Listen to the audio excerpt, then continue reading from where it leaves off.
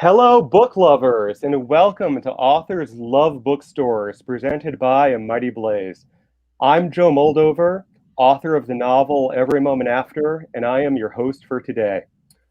Authors Love Bookstores is a weekly online program held every Wednesday. I host and produce alongside my friend and fellow writer, Kimberly Hensel Lawrence. Our mission is to highlight independent bookstores all across the United States and Canada, to tell you what makes them so special, and to talk about what you can do to support their ongoing survival. If you are live with us on Facebook or YouTube, go ahead and put comments into the chat, questions for either our author or our bookseller, and we will get to as many as we can. Today, I am beyond excited to welcome Mikel Jollett. Mikel is the author of the best-selling memoir, Hollywood Park.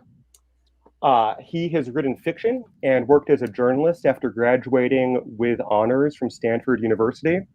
And he has a day job as frontman for the band The Airborne Toxic Event, which released an album also called Hollywood Park, also in 2020. Mikel, thank you so much for being here with us today. Absolutely. Thank you for having me, Joe. It's great. And also with us is Maddie Gobo of Skylight Books. Welcome, Maddie. It's great to see you. Hi, I'm glad to be here. So let's dive right in. Skylight needs a bigger intro than that. I feel like I appreciate the big buildup that you gave me, but like Skylight was my favorite bookstore for forever, and I'm sort of fanning out a little bit that Maddie's here. So can we just talk about the heart of what is the east side of Los Angeles, and that is what strip right there where Skylight Books captured my heart 15 years ago or so, and just felt like there's something about bookstores if you want to be a writer, and it's different once you've published, because once you've published and you've gone to a million bookstores and you're like, where's my book? And you're like looking for it, or you do events in like the dingy room in the basement or something. It's different, but that store just exudes so much curation and class and taste, and there's such a strong, solidly intellectual, and by that I mean sort of literary sense of style to the place, that it's just exciting, and I always felt that way about it, and it was sort of it very much romanticized books for me at a certain point in my life. So Maddie, thank you so much for doing this, and thank you Skylight Books for existing. Oh, Mikel, thank you. That was a beautiful intro. And that was a great intro. If I could just say a few words about Skylight. If you guys aren't familiar with us, we're in the neighborhood called Los Feliz. It is pronounced that way, though there is much debate about that, in Los Angeles, California. And we actually have two stores. So we have the main store, and then we have the Arts Annex, which is my favorite part of the store. It's where we keep all of our cool zines and art books and monographs. And we do have a bookstore cat as well as a tree in the middle of the store. So it is a really magical, like ideal cat. Yeah, her name's Franny. She has a little mustache. She's perfect in every way. And yeah, the store is like, when I moved to LA, I was like, Skylight's the one. That's where I'm working. I'm not going to try any other stores. Yeah. That's the one for me. I think a lot of our customers really feel very strongly about the store and that it is this special, magical place. And they've stuck with us a long time. So we appreciate it. I fully agree.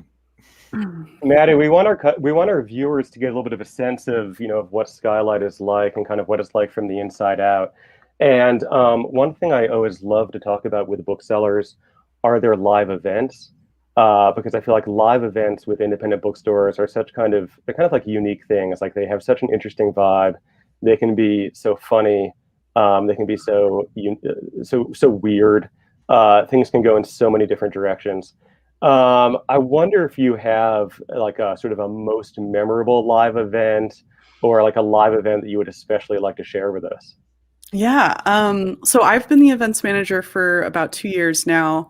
And I'm kind of just one in a long line of people who have helmed events at Skylight, and we have hosted all kinds of wild things over the years, and I'm sure Mikel can tell you more about some of those past events. But since I've been there in my tenure, I would say the ones that come to mind right away are Ocean Vuong, who wrote On Earth We're Briefly Gorgeous.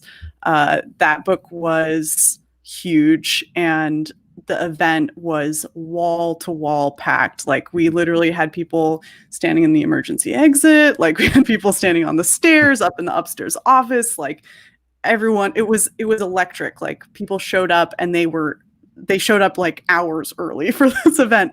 And I got to bring Ocean in. We had to bring him in through a back door because we literally couldn't get in the front door of the store.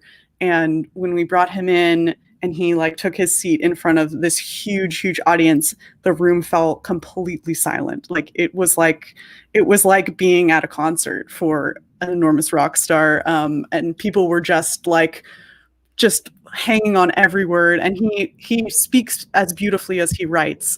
So it was just like being inside of his book, like listening to him speak.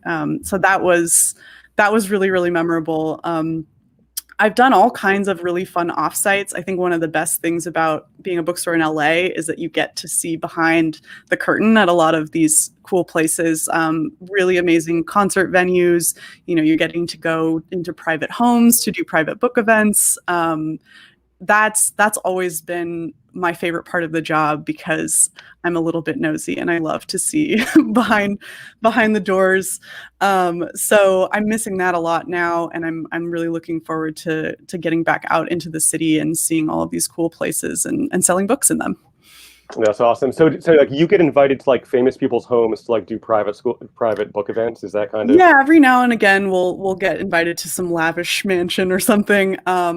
We've also done things like selling books at the TED Women's Conference out in Palm Desert at a beautiful resort. So sometimes these like magical little things happen where suddenly someone needs a bookseller and you get to like walk the red carpet with your box of books.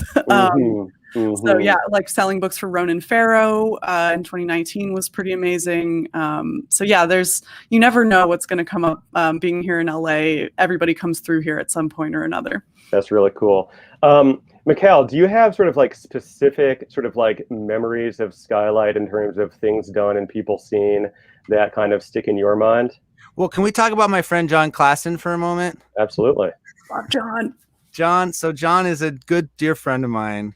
And we were talking about, and we have kids the same age, and we've been talking a lot. And I'm actually curious for Maddie to talk about what it's been like, because we had to move virtual. I had to move my whole book tour virtual, and I know John had to move his event virtual, I believe. And I think that there's this sense of connection that bookstores have become that I was surprised by.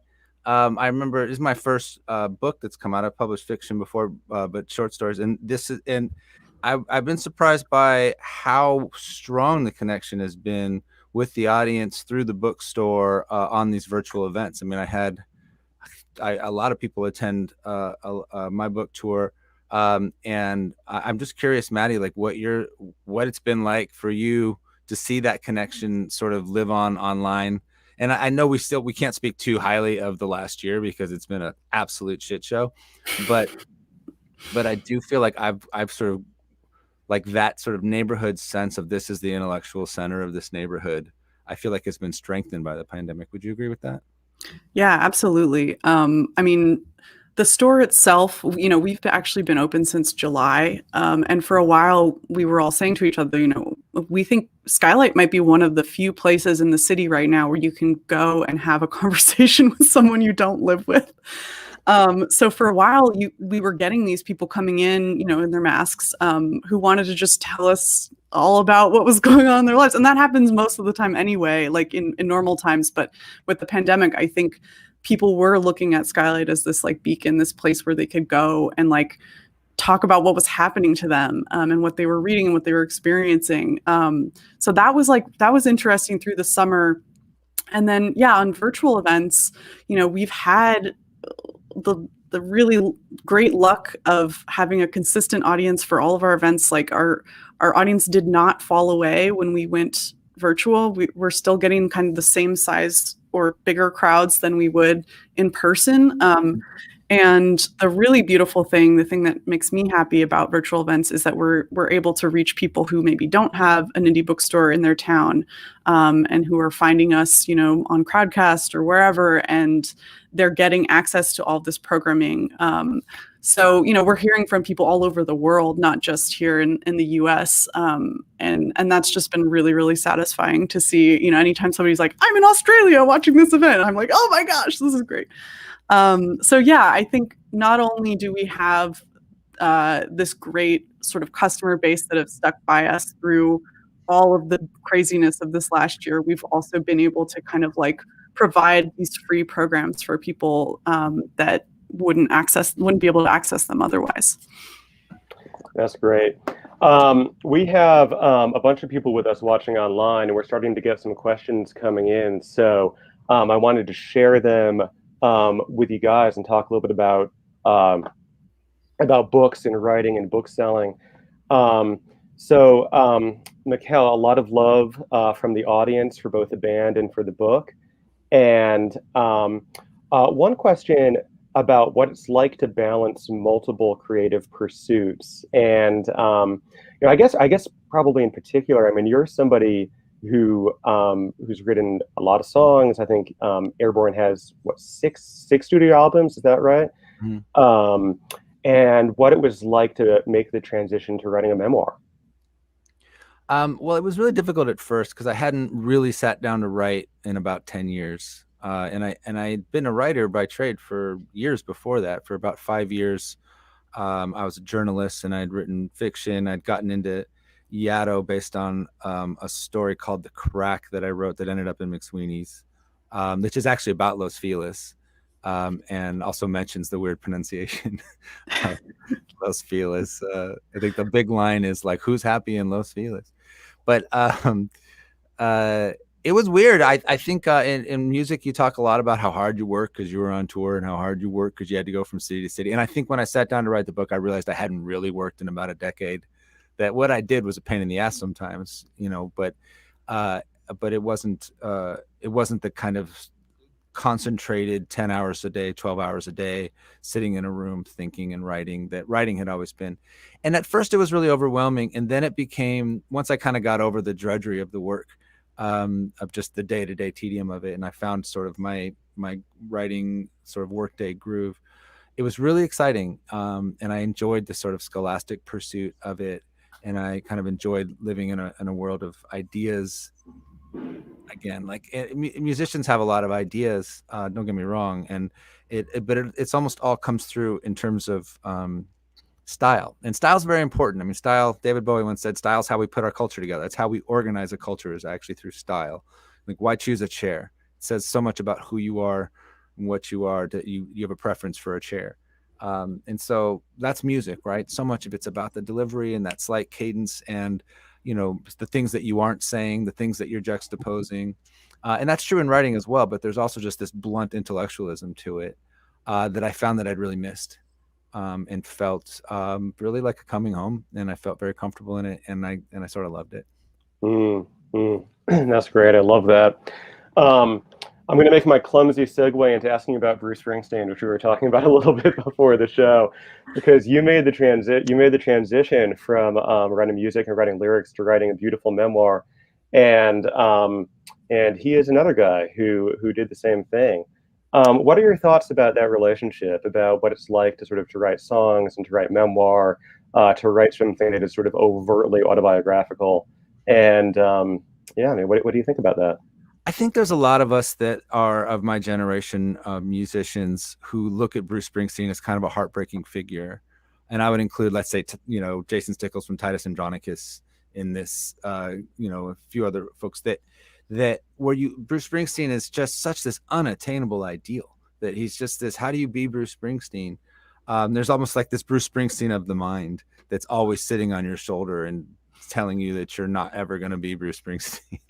It's hard, particularly hard for those of us who grew up, I think, in circumstances where we couldn't choose to write songs like Bruce Springsteen if we wanted to. And I've actually been wrestling with this idea quite a bit, a lot. Dave Marsh has compared us favorably to Springsteen, his biographer, to Springsteen a number of times, which of course is super high praise. And I guess that was just kind of a humble brag. Sorry about that. I didn't mean it that way. What I meant to say was it put this additional feeling like I wanted to write that. Like Thunder Road's my favorite song of all time, and I've always wanted to write my Thunder Road. But then what I've been wrestling with lately, and it's an idea that George Saunders talks about in his new book, which is amazing and beautiful and wonderful. And we're going to talk about that when we talk about recommendations. But is that the question to ask yourself as an artist, whether you're a songwriter or a writer, whatever you are, what is the specific story that you can tell that no other person can tell? And I think there's elements of like a Bruceian type arc in my life, of course, I think it's evidence in the memoir, maybe, that we have some similarities in background and attitudes about music and art and audience and things, but that, they're trying to be something else. It doesn't make any sense that you don't have a choice to be what artist you have, that you want to be. Like, you can write about anything. I think it's Flaubert who said, like, you can write about anything, but you can't choose what you can make live. And I found that to be true in my writing career, as well as my music career, that the stuff that I wrote that I look back on and I've said, wow, man, that was just, I really felt that day. I had it that day. I couldn't tell you how I chose to make the choices. It was like intuition plus iteration. I just kind of went over it, made 1,000 little decisions. And that same thing is true for writing. And I've been thinking a lot about this question a lot. What is the thing that I'm good at? What is my voice? Is it just present tense, limited perspective, radical perspective, maybe interiority? Is it about sort of long arcs? Is it about reflection next to long bits of exposition, which end in major plot points happening inside of single sentence paragraphs? I don't know. Like, those are some elements of the style that I've used in the past, but I'm not sure what it is. But I feel like it's a really important question to ask, because it also tells you what not to pursue. And I've sort of been thinking about that a lot lately. As my next book, I'm sort of thinking about what I'm going to write next, and the songs I've been writing lately. It's as important to know what not to put my energy into. And so that question of what's my relationship to art and to Bruce Springsteen is actually kind of a big one for me. Also, my son is a huge Bruce Springsteen fan at 4 years old, so he knows every word to Thunder Road at 4 years old. That's awesome. That's awesome. But then part of me's like, he used to like Daddy's music. Well, for what it's worth, both of my sons love Bruce and love you. And I think that probably you and Brian Fallon are the two sort of artists of our generation that are probably sort of most similar to me, or kind of most similar to Bruce and to what he does. I think that's the reputation we get. Yeah. I mean it as a compliment. I just want to play, just to prove I'm not lying. This is my son with his new harmonica. I'm not even joking. This is unprompted. That's so good.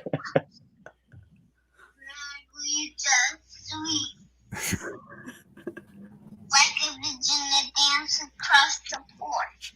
So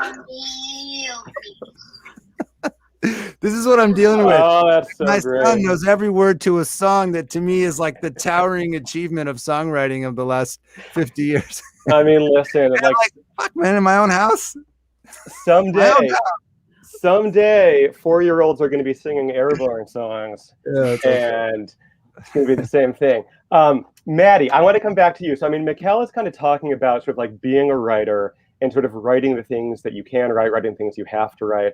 I want to kind of talk about the other side of the coin in terms of like readers and what readers need at particular times. And, we are kind of coming around to the 1-year mark on the COVID pandemic. This has been a terrible year.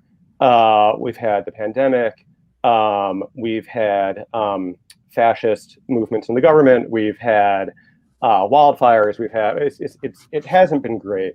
And I guess one question that I ask a lot of booksellers on this show is, I mean, what do you find people want and need to read at times like this? What role do you think books have?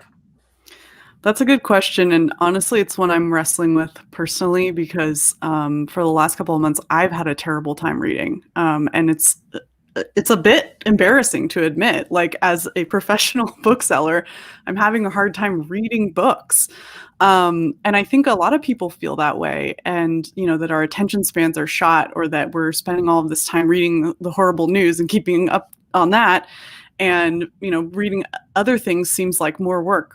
But what has actually helped me is remembering the books that really transport me and make me feel like I am doing something different with my brain than consuming information. And I mean, the one that I go back to over and over again, Phantom Tollbooth. One of the best books ever written. It is a children's book, but I think you can read it at any age. And I'm sure you all have heard of the Phantom Tollbooth, so it's not really a deep cut. But I think when you're going through times of stress and uncertainty, one of the things that books can do is provide an anchor for you. And I think a lot of the time as a new bookseller, I'm trying to push new books on people. I want them to see what cool stuff is coming out, and that's perfectly fine. But I also want to make space for people to return to books and to find books at the right time in their life. So, maybe there's a book that like they've always wanted to pick up, and now, they're working from home all the time. They need a break from their computer, and it's like, this is the time for that book. This is the time for you to return to that book and give it a shot. Or this is the time for you to return to the book that makes you feel safe and comfortable and that takes you somewhere you want to be. So I think there's no shame at all in rereading. And I want to encourage readers out there to reread if you're feeling overwhelmed by new books and things and new information that is coming in all the time right now. Because books are meant to be reread. I want to encourage people to come back and find new things in books that they hadn't seen the first time. And I think that's kind of like on a larger scale, what we're doing this pandemic year is revisiting a lot of these habits and assumptions and things that we have and looking at them and seeing, is this what I really thought it was? Is this what I really remember it as, or are there new things I can discover about my own life, the way I relate to people, the way I relate to art? We're all kind of having this reckoning this year. And I think pushing people into that further is good, even if it's a little uncomfortable. And even if, we're all tired and we don't want to have that review, it's good for us. So, for me with the Phantom Tollbooth, revisiting it, I'm remembering how much I love children's literature, and that is something I want to pursue. Once I leave my post as the events manager, I'm hoping to get back into writing, and specifically writing children's books. So, I think that's something that I'm seeing a lot of with our customers is that, they're not as hot to trot with the new stuff this year. Like, there are people looking for hidden gems. They're looking for old classics. They're looking for books that they love that they want to share with their kids or their friends who are far away. So there's kind of a bit of a different approach this year, which I encourage. I think is good. I love that. I love that answer. Hey, Mikel, are there books that for you are like that sort of like feel safe or that feel like home, or sort of like books that you can kind of, like the Phantom Tollbooth for Maddie, like books that just sort of like do that? I would name 4, I guess. Beloved, because it's just, it makes me want to write. On the other spectrum of great American 20th century prose, American pastoral. I'm not sure if we're allowed to like Philip Roth or not. I don't know, but I just love Philip Roth. I just think he sort of writes sentences that make me want to write sentences. In that book in particular, that and Sabbath Theater just were ones that were huge in my life. Things they carried. Tim O'Brien's book about Vietnam is just, it's also part of it's, I think, because it's part memoir and part novel, and it's kind of this mixed form, that it feels like he wrote it from a place of, like, he wasn't trying to get a book deal, or he wasn't trying to do something fancy with the story. These were stories that had to be told, and he wanted to tell them exactly the way he thought they would be best told. Sometimes the truth serves a lie, and sometimes a lie serves the truth. And so I think that's why he chose to make some of it a novel, was because he thought that some of the made up events would actually serve the truth better. And which is actually one of the ideas he wrestles with in the book. And then there's this obscure book called Once a Runner, which is by this guy named John L. Parker Jr. I think he only wrote 3 books, and they're all about college distance runners. And I was a distance runner in college. And it's one of these like cult books of a type of person. Like, I'm sure in gymnastics, there's a book that all the gymnasts read. It's like, that's the one. It's a, or whatever. And Once a Runner, it's about a college distance runner named Quentin Cassidy. And I just related to it so strongly at one point in my life. I think I've probably read that book 15 times in my life, and I'll return to it and just remember all the dog-eared pages, all the things that I loved about it each time. And I don't know if it's a great work of literature, but it just so speaks specifically to me and specifically to like what I loved about running, distance running, that I love that book. That's great. Mikel, are you able? A question for you. Another question for you. We've been talking a little bit about how difficult it is to read during COVID, how difficult it is just to kind of like focus. What about productivity? So, I mean, you've been going through this with the rest of us. You have a great Twitter game. I know that you're very politically aware and politically involved. How are you able to kind of screen everything out and be artistically productive during times like this? Well, it's funny. I was talking to my wife yesterday. We were talking about last year and what the rhythm of the year was and the different things that I got done. I was trying to remember. And then I was like, what did I do in the fall? And I couldn't remember a single thing I did in the fall. And it's like, oh yeah, it was the fucking election. And like all I did was raise money, speak on behalf of candidates, tried to tons of different advocacy, tons of different activism. Like it was like all I cared about. And because I remember having this all-consuming sense, like if we don't win this, I can't do anything in my life anyway. And also this is sort of bigger than, you know, whatever I want to do in my career. Is literally like I was talking to immigration lawyers about moving to Canada, like we're just trying to see like, all right, we might have to move. This could really go wrong. And that, by the way, that still could happen. We are not out of the woods in this crisis yet. So I think it's just that we've sort of pushed it off for a few years, but we may very well face it again in 2024.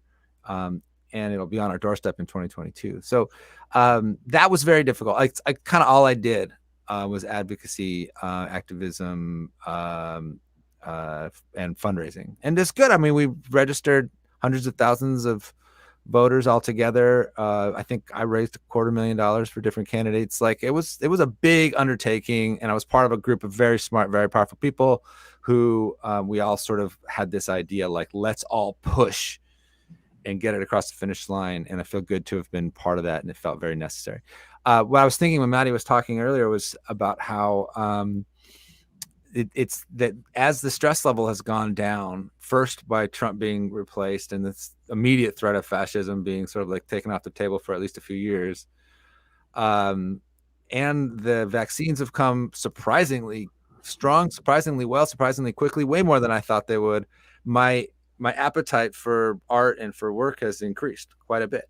And so I've read more in the last, I'd say 3 weeks than I did probably all of last year. Yeah. Because I'm starting to feel like, oh, and this is why you can't have a culture during a crisis, because if the zombie apocalypse comes, you're not reading Catcher in the Rye, you're reading like manuals on how to survive in the woods. And That's right.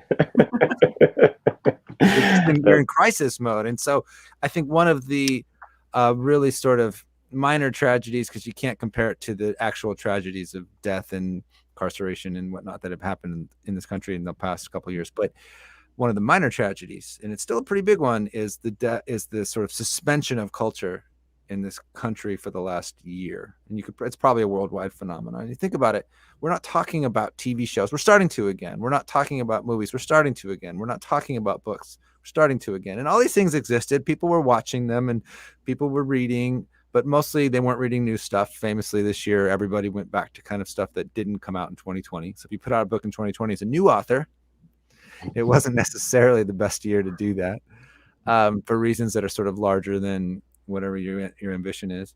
And that was hard for those of us whose live and die in art and whose lives are given meaning by art, by the making of it and the consuming of it. And so I'm just really relieved that it seems to be coming to a close. Yeah, totally agree. We need to get into some book recommendations. And before we go there, I just want to remind the audience that for every book we mention and every book we have mentioned on this program, there is only one place that you should be going to buy it, which is skylightbooks.com. I am aware that there are other online book retailers, one in particular. And we are doing this program. We do this program every week for one purpose, and that's to support independent bookstores. So we're going to be putting links up in the feed to Skylight Books online store. And if you're able, go there, pick up one or a couple of these books. Okay, Maddie, I'm going to come to you.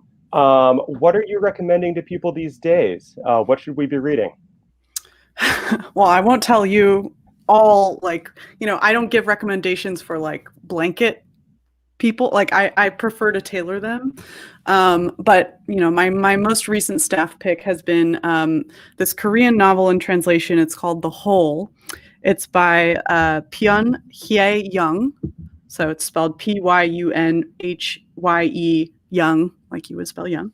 And it is horrifying, absolutely terrifying book. One of the scariest books I've ever read. And it is basically just about this man who wakes up in the hospital. He's fully paralyzed. He's been in some kind of an accident in which his wife died. And the only person he has to take care of him is now his mother-in-law. And they have their relationship quickly spirals downhill because of some of the reasons behind the accident that occurred. And I don't want to give too much away because it's the kind of book where like once you start reading it, you kind of know what the ending is going to be, but you're sort of like, I really, really hope it doesn't get to that point, but it does, and it goes farther than that point. There's something just fantastic about Korean horror in particular. I really love books in translation, and scary books are my wheelhouse. And I think that there's kind of this cultural understanding of architecture in fiction in Korea that I find really fascinating, which we kind of all were introduced to with Parasite, and like the actual layout of that house corresponding to kind of these different class dynamics. And so the whole does a lot of that kind of stuff too. It's playing with this sort of layout of this house and the grounds surrounding this house, reflecting kind of what's going on in this paralyzed man's mind. It is truly chilling. I loved it, but I'm a very dark person, so I wouldn't recommend it to everybody. One rec I would give to everybody though is Brandon Taylor. If you guys haven't heard about Brandon Taylor, get on the train. Brandon Taylor was nominated for the Booker for his debut novel, Real Life, which is about a young gay Black chemistry graduate student at a Midwestern university. And it's kind of about his social circle and the kind of like dramas and power dynamics among this group of young scientists. It's so good. I often compare him to, I think he's our closest analog to Jane Austen. He's such a fine observer of kind of all these little social details. And the book is quite sharp and funny as well. And then he has this new collection coming out in June, Filthy Animals. It's all his short stories, which is, I think, he is probably the best writer of the long short story that we have working right now. And I'm really, really excited for this collection. So you guys keep an eye out for that one. So amazing recommendations. Thank you.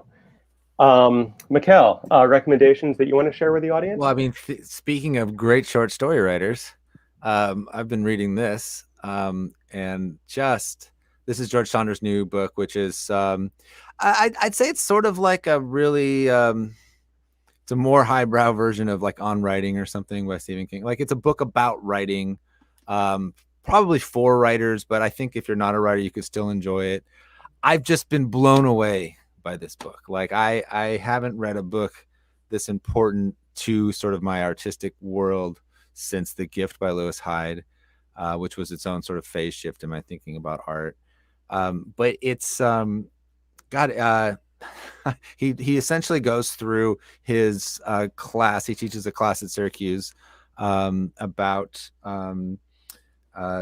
19th century Russian literature, and he goes through a couple Chekhov stories, Termanov, Tolstoy, Gogol.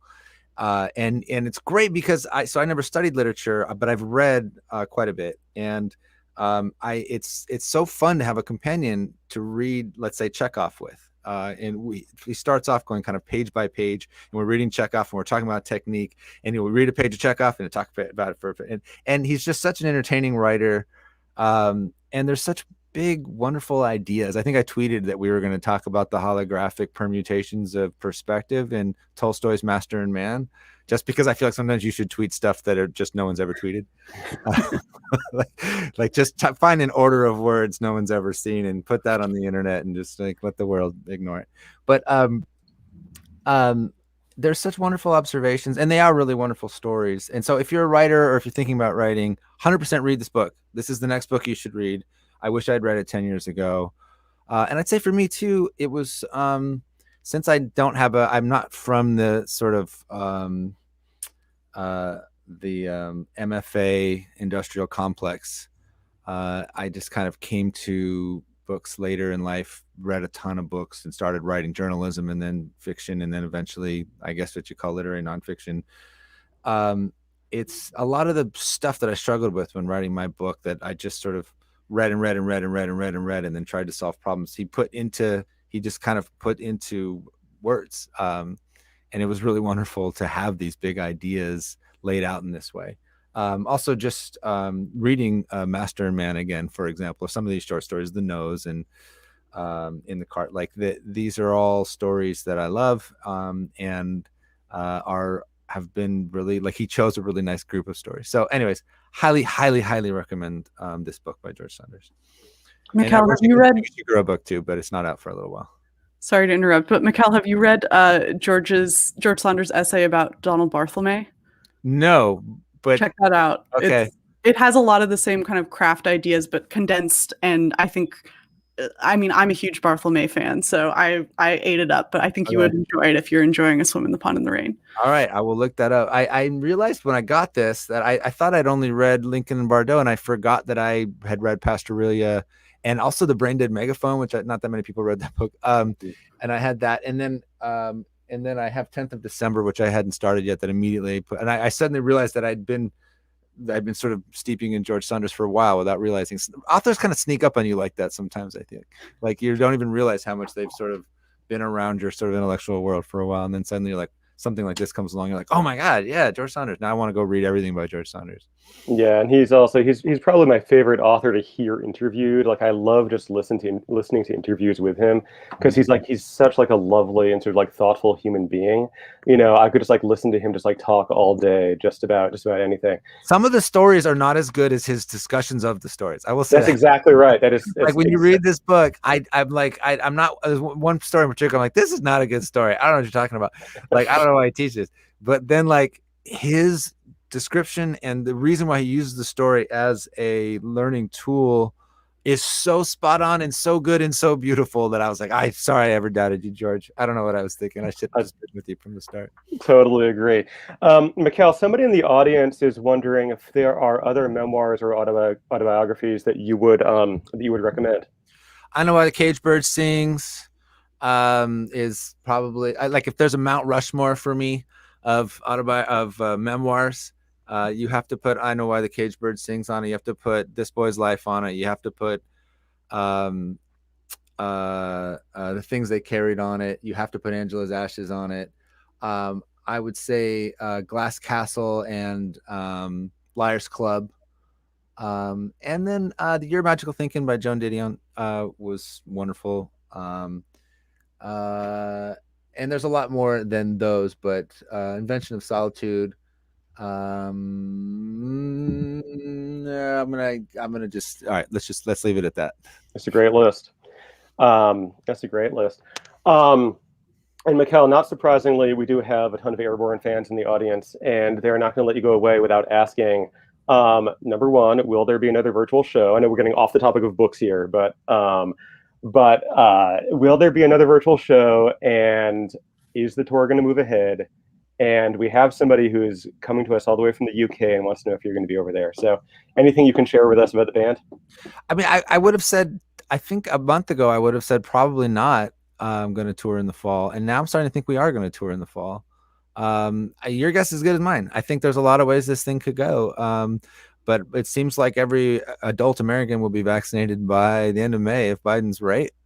And God, I did not expect to like Biden. I really didn't expect to like Biden. But some of it's just like the low-hanging fruit that Trump didn't do, where you're just like, yeah, just solve the problem. Just do the things. We have the machinery. Just so do easy. Like, man, like I was an Elizabeth Warren person, but man, and then if not Warren, it probably would have been Bernie. But like, oh my God. Anyways, so and don't get me wrong, there's a lot I don't like about Biden, but that part of Biden, I'm just the like basic belief in government. People who believe in government should be the ones running the government. Anyways, He gets a lot of mileage out of just being decent and confident.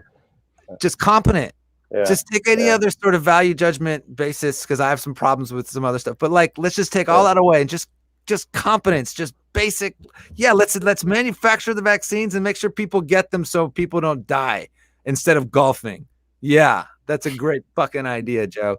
Yeah. Anyway, Yeah. so at this point, I think we're probably going to tour. I think we probably will be touring in the fall, which will include our UK tour as well. So I think that's going to happen. All right, that makes a lot of people happy.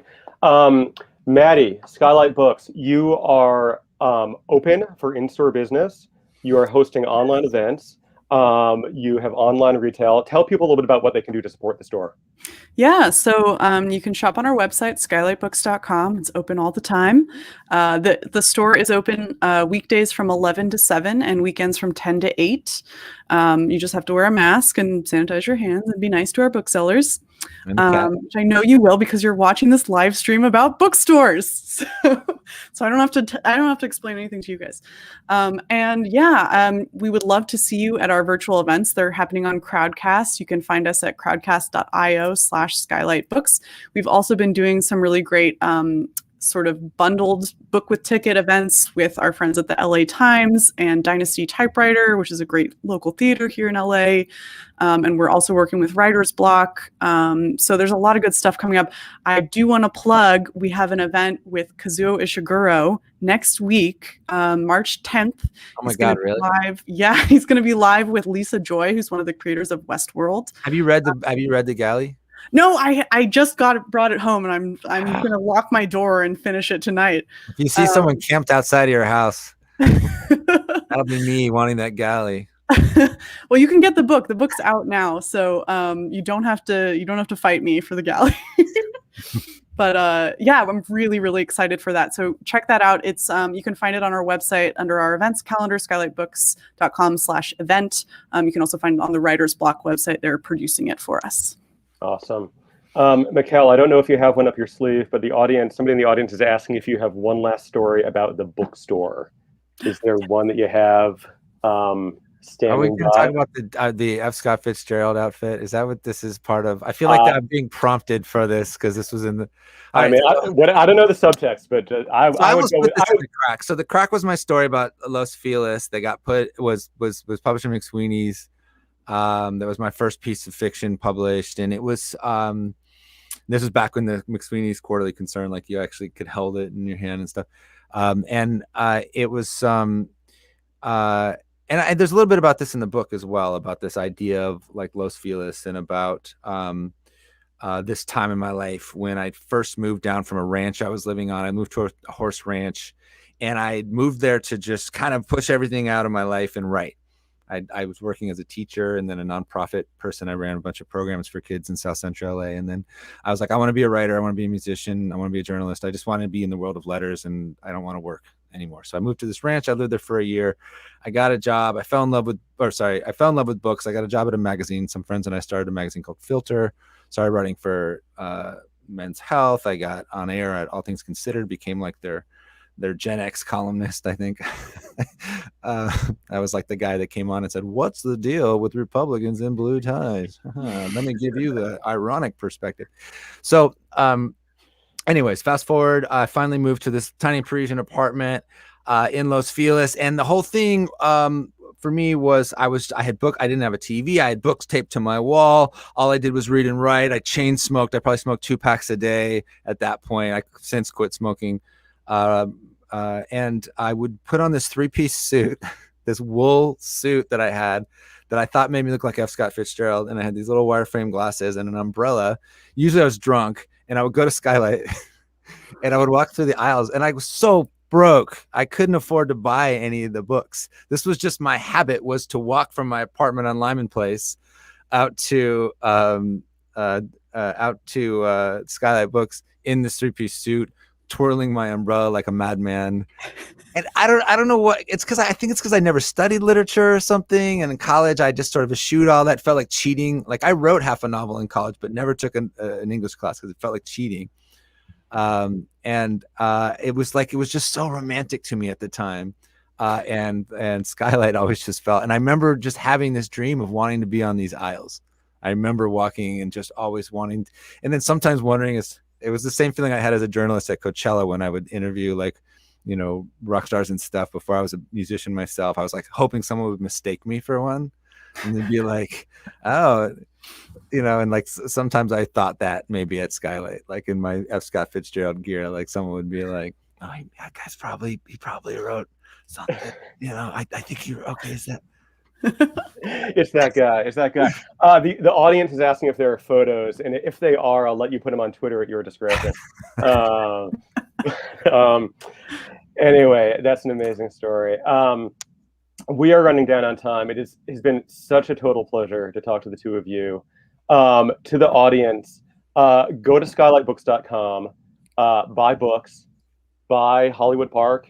If you have a copy, buy a second, makes a good gift. Go to events, catch Ishiguro next week. Thank you for being here with us. We will be back here next week, same time, same place as usual, with the Newtown Bookshop in Newtown, Pennsylvania. Mikel Jollett, author of Hollywood Park, thank you so much for being here. Thank you, Joe. Thank you, Maddie. Pleasure. Maddie Gobo from Skylight Books, thank you so much for being here. Yeah, to the audience, thank you for joining us. We'll be back next week. Until then, be safe and keep reading.